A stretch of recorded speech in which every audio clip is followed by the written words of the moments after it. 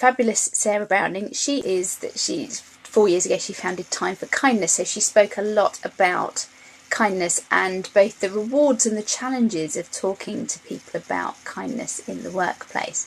And her work is all about noticing kindness, teaching people to notice kindness rather than teaching people to be kind. The idea being that there's quite a lot of kindness already there, and the more we notice it, and the more we create powerful stories about that to share it, actually the more kindness we all experience.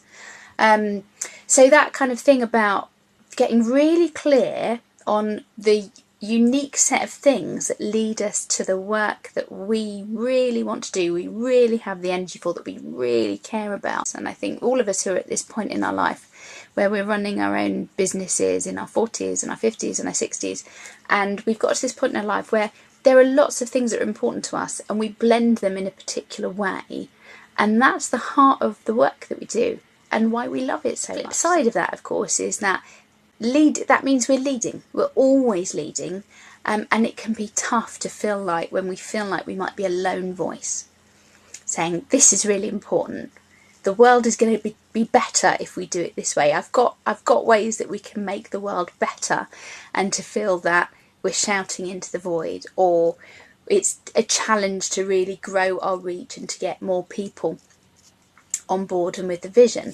And so my second takeaway is that, but just because people are saying this is great, we need more of it, I love what you're doing, that doesn't necessarily translate into cash and investment.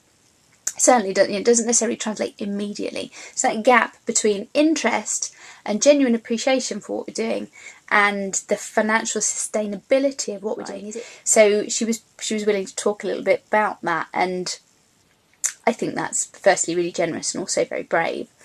So I really respect and appreciate Sarah for talking about that a bit.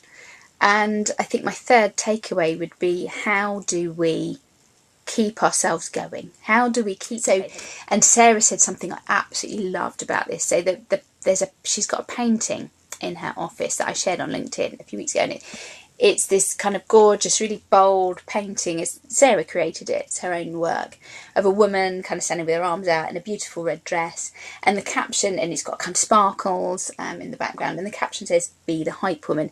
She was talking to me, she was talking to us about the idea of the hype person came from kind of gigs and gigging and a lot of independent music and independent kind of bands would have a hype man or a hype person who wasn't one of the musicians, but their job, but they'd be on stage and their job was to kind of get the crowd kind of more engaged, to whip up the crowd.